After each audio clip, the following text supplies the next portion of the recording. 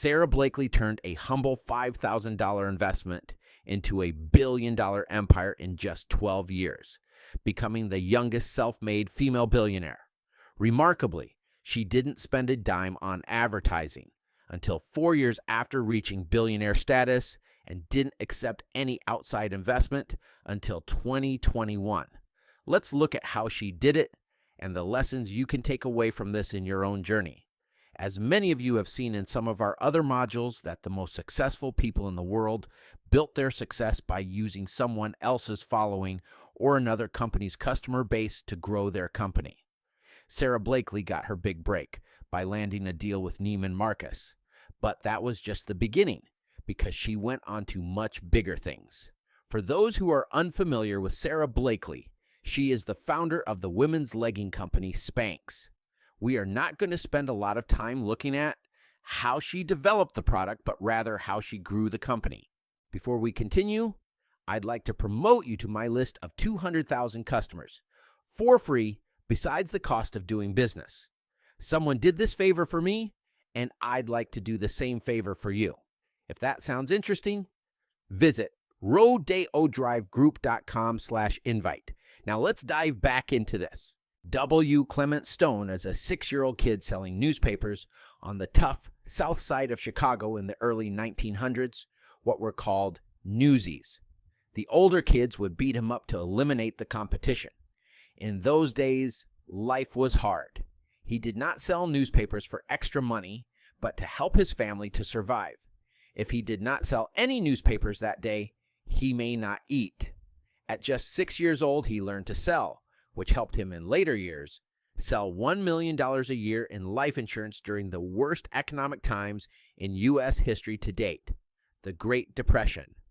Sara developed her skills early in life, selling copy machines for 7 years, where she faced a lot of rejection, which gave her what she needed to become successful.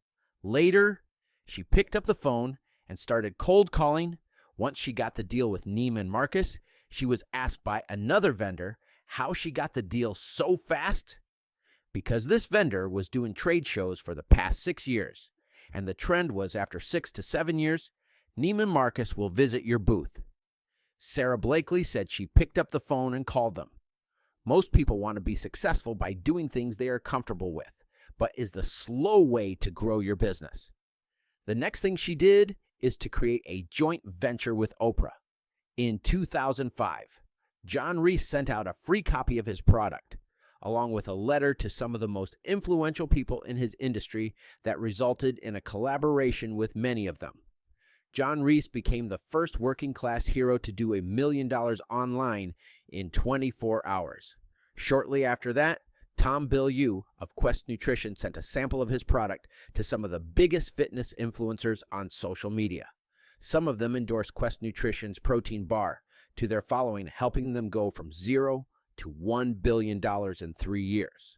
Sara sent Oprah's show a gift basket containing early prototypes of Spanx, along with a handwritten note explaining her idea and why she admired Oprah.